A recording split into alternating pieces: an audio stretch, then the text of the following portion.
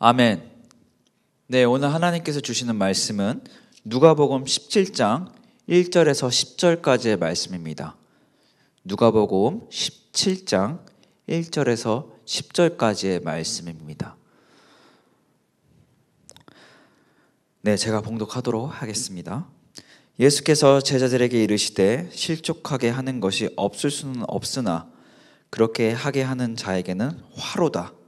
그가 이 작은 자 중에 하나를 실족하게 할진대 차라리 연자맷돌이 그 목에 매어 바다에 던져지는 것이 나으리라. 너희는 스스로 조심하라. 만일 내 형제가 죄를 범하거든 경고하고 회개하거든 용서하라. 만일 하루에 7번이라도 내게 죄를 짓고 7번 내게 돌아와 내가 회개하노라 하거든 너는 용서하라 하시더라. 사도들이 주께 여짜오되 우리에게 믿음을 더하소서. 주께서 이르시되 너에게 겨자씨 하늘만 한 믿음이 있었더라면 이 뽕나무더러 뿌리가 뽑혀 바다에 심기어라 하였을 것이요 그것이 너희에게 순종하였으리라. 너희 중 누구에게 밭을 갈거나 양을 치거나 하는 종이 있어 밭에서 돌아오면 그더러 곧 와 앉으라 먹으라 말할 자가 있느냐. 도리어 그더러 내 먹을 것을 준비하고 띠를 띠고 내가 먹고 마시는 동안에 수송들도 너는 그 후에 먹고 마시라 하지 않겠느냐. 명한 대로 하였다고 종에게 감사하겠느냐. 이와 같이 너희도 명령 받은 것을 다 행한 후에 이르기를 우리는 무익한 종이라 우리가 하여야 할 일을 한 것뿐이라 할지니라. 아멘. 네, 오늘 본문 말씀은 우리 오늘의 비전 선교 여러분들께서 많이 들어보셨을 말씀이라고 생각됩니다. 네, 거기서 특별히 이제 1절부터 4절까지의 말씀은 이제 용서에 대해서 말씀하고 있고요. 또한 우리 이 예수 그리스도의 제자된 공동체, 우리 교회에게 말씀하고 있죠. 어떤 것을 이제 하지 말라라고 말씀하고 있는데 그것이 무엇입니까? 다른 사람들을 실족하게 하지 말라라고 말씀하고 있습니다. 네, 본문 1절부터 살펴보시면 본문 1절에 보시면 예수께서 초반부에 예수께서 제자들에게 이르시되 실족하게 하는 것이 없을 수는 없으나 라고 말씀하고 있습니다. 실족하게 하는 것이 없을 수는 없다라고 말씀하십니다. 우리가 이 땅에 살아가는 동안 어떤 고난과 어떤 핍박, 어떤 어려움들, 그런 환경이 하나님께서 함께 하시지만 그럼에도 불구하고 있을 수 있다는 가능성을 오늘 본문을 통하여 말씀하고 있습니다. 네, 어떤 사람들은 하나님께서 존재하신다면 왜 이 세상에 악이 존재하는가? 왜 우리가 어려움을 당하는가? 왜 우리가 핍박을 당하는가? 네, 그렇게 말하는 사람들을 우리가 흔히 볼 수 있습니다. 더 나아가서 선하신 하나님께서 계시다면 이런 세상, 악한 세상은 있을 수 없다면서 하나님을 부정하는, 신을 부정하는 사람들도 우리가 쉽게 만나볼 수 있는 세상이 되었습니다. 네, 그러나 오늘 본문을 통해서 하나님이 계심에도 불구하고 그럼에도 불구하고 어떡합니까? 실족하게 하는 것이 없을 수도 없다라고 말씀하고 있습니다. 왜입니까? 왜 그럴까요? 이 땅이 완전하다면, 완벽하다면 과연 우리가 예수 그리스도를 믿는 또 다 나아서 다른 사람들이 하나님의 나라를 꿈꾸며 살아갈까요? 그렇지 않을 거라고 생각합니다. 이 땅이 완전하다면 이곳에서 그냥 만족하고 살아가겠지요. 마치 하나님께서 이 땅을 만드시고 선악과 하나를 금하셨던 것과 같이 우리 이 땅이 완전하다면 우리가 하나님을 그 보이지 않는 우리의 육체의 눈으로 보이지 않는 하나님을 우리가 기억하며 살아갈 수 있을까요? 여러분들, 우리가 이 땅에 살아갈 때 반드시 기억해야 될 것이 있습니다. 이 땅은 완전히 완성된 하나님의 나라가 아닌 것입니다. 하나님의 나라가 임했지만 완전한 하나님의 나라는 아닌 것이지요. 그렇기 때문에 이 땅에서는 실족하게 하는 것이 있을 수 있다 있다라고 말씀하십니다. 그렇기 때문에 우리가 하나님의 나라를 소망하며 하나님의 나라를 나타내며 살아갈 수 있는 것인 겁니다. 또한 본문 1절 후반부에 보시면 그렇게 하는 자에게는 화로다라고 말씀하십니다. 네, 이제 우리는 고난과 핍박을 주는 존재가 되어서는 안 된다라고 말씀하십니다. 그런데 여기서 우리가 집중해야 될 것, 고난과 핍박보다는 우리가 더 집중해야 될 것이 무엇입니까? 우리가 왜 고난과 핍박을 받고 있는가에 대해서 더 집중해서 보아야 할 것입니다. 근데 골로새서 2장 24절을 말씀을 보시면 나는 이제 너희를 위하여, 이제 바울의 고백입니다. 받는 괴로움을 기뻐하고 그리스도의 남은 고난을 그의 몸된 교회를 위하여 내 육체에 채우노라 라고 말씀합니다. 네, 받는 괴로움을 기뻐합니다. 근데 누구를 위해서? 너희를 위하여. 너희는 누구입니까? 교회죠. 네, 교회는 뭡니까? 믿는 공동체, 예수 그리스도를 믿는 공동체를 위해서 받는 괴로움을 기뻐하고, 또 뭐라고 합니까? 그리스도의 남은 고난, 네, 그의 몸된 교회를 위하여 내 육체에 채우노라. 그리스도의 남은 고난이라고 표현하고 있습니다.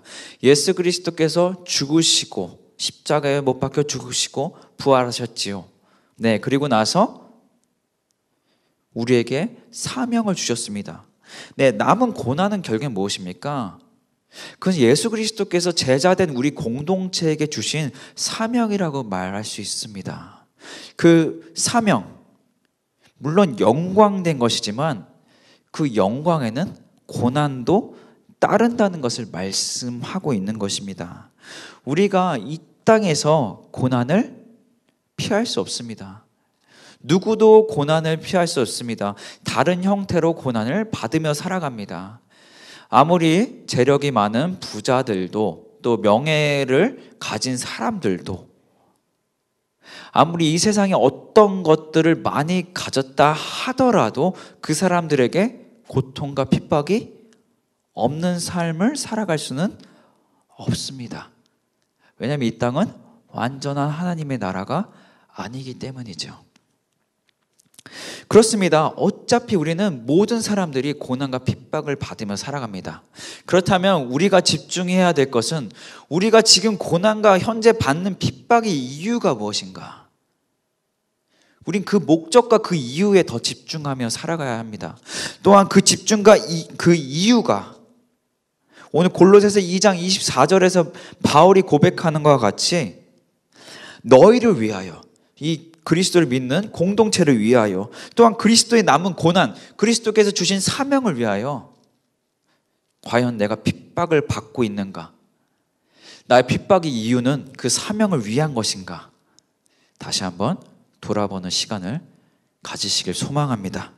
또한 디모데후서 3장 12절에 보시면 무릇 그리스도를 예수 안에서 경건하게 살고자 하는 자는 박해를 받으리라 라고 말씀합니다. 그리스도 예수 안에서 경건하게 살고자 하는 자는 박해를 받으리라 라고 말씀합니다. 네, 예수 안에서, 예수 그리스도 안에서 경건한 삶, 거룩한 삶은 절대 평탄하지 않음을 성경은 계속적으로 말씀하고 있습니다. 다시 한번 얘기하지만 그 누구도 핍박을 피할 수 없습니다. 그러나 우리의 핍박과 고난의 이유는 예수 그리스도를 위함이 되어야 할 것입니다. 네, 그러면서 이제 본문 2절에 보시면 이제 너희 작은 자 중 하나를 실족하게 할진대 차라리 연자 맷돌이 그 목에 매어 바다에 던져지는 것이 나으니라. 그러면 3절에 보시면 너희는 스스로 조심하라 라고 말씀하고 있습니다. 이 연자 맷돌은 여러 가지 얘기가 있죠. 이 연자 맷돌은 삼손이 이제 데릴라의 유혹에 이제 넘어가서 이제 눈이 빠지고 이제 삼손이 밀던 그 연자 맷돌이다라는 얘기도 있고, 여러 가축들이 이제 돌던 이제 가축들을 매달고 돌던 맷돌이다라는 이야기도 있는데요. 이제 공통된 의견은 이 맷돌이 이제 작은 것이 아니라 굉장히 큰 맷돌인 것이죠. 예, 굉장히 큰 맷돌인데 이것을 어떻게 합니까? 목에 매어 바다에 던진다. 이것은 바다에서 절대 나올 수 없는 거죠. 어떻게 보면은 차라리 죽는 것이 낫다라고 말씀하고 있습니다. 그렇습니다. 그러면서 너희는 스스로 조심하라라고 말씀하고 있습니다. 그렇다면 우리가 혹시라도 우리의 공동체 중에 어떤 다른 이웃들, 또 우리 공동체의 어떤 믿음의 공동체에 단 어떤 다른 사람들을 우리가 실족게 했다면 우리가 정말 이 말씀 그대로 목에 매달아 바다에 빠지는 어떤 죽음을 택하는 것이 낫다는 말씀일까요? 절대 아니죠.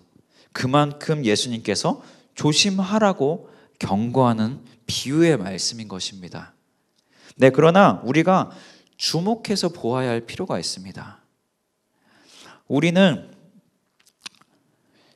어떤 존재인가에 대해서 이 3절을 통해서 말씀하고 있어요. 우리는 다른 사람들에게 고난과 핍박을 주는 존재가 아니라 우리는 어떠한 존재가 되어야 합니까?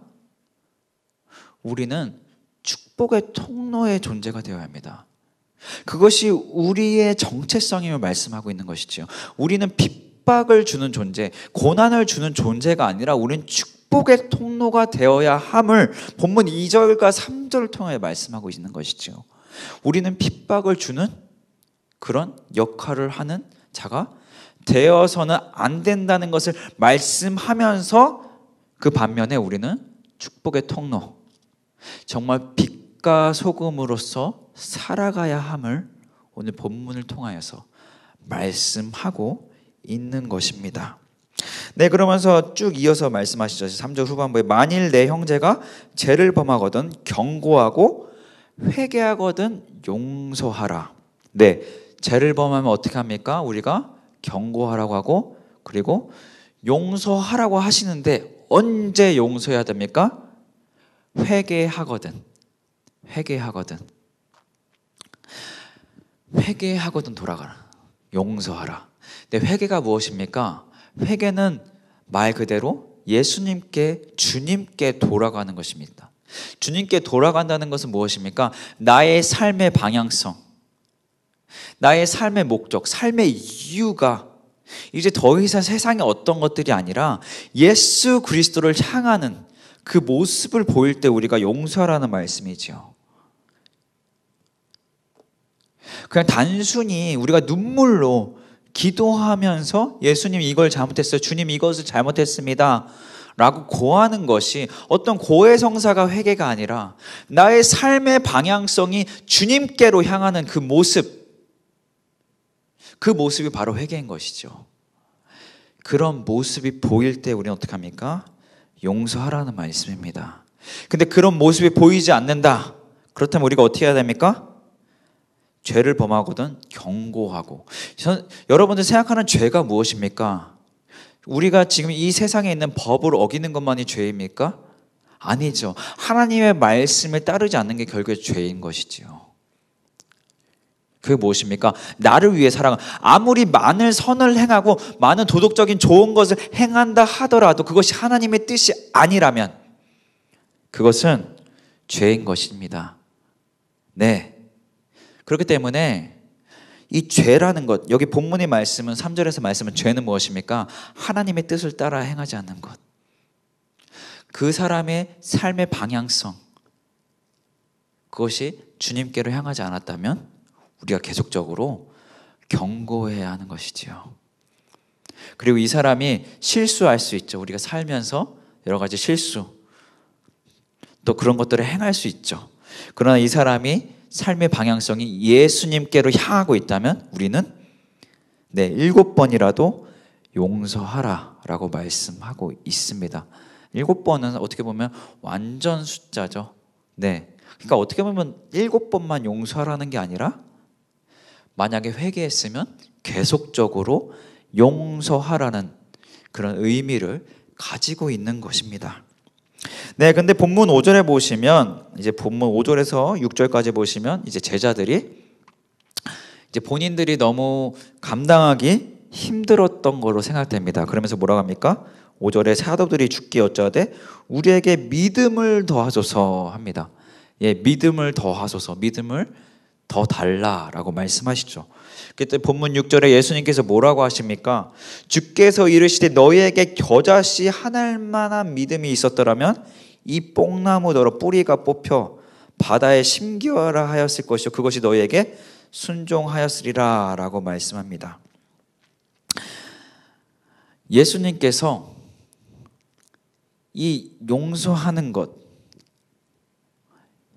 또 이 다른 사람을 실족하게 하지 않는 삶, 이러한 삶은 어떤 큰 믿음이 아니라, 큰 믿음이 필요한 것이 아니라 딱 어떻게 보면 이분법적으로 말씀하고 있죠.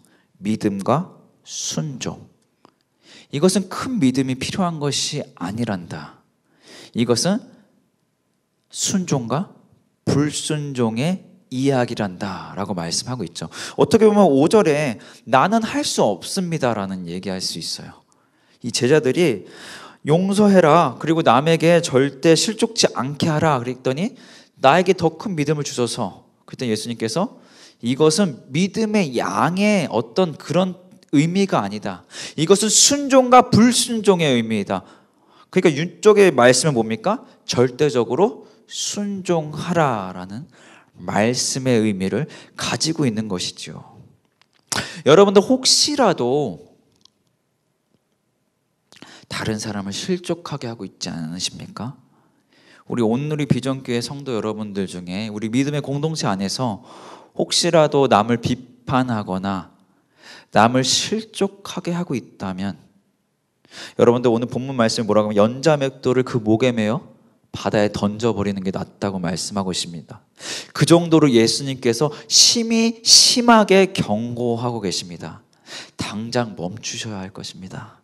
네, 그리고 내 형제가 죄를 범하면 어떻게 해요? 경고하라. 네, 이 죄가 무엇입니까? 예수 그리스도께로 내 삶의 모든 부분이 향하고 있는가? 내 자신을 먼저 보셨으면 좋겠습니다. 내 자신이 예수 그리스도로 향하고 있는가? 그렇지 않다면 진정한 회개를 통해서 이제 나의 삶 모든 부분들이 예수님께로 향하기를 소망합니다. 그래서 어딜 가든지 누구를 만나든지 하나님의 나라를 나타내며 살아가는 여러분들이 되시길 소망합니다. 네, 그렇습니다.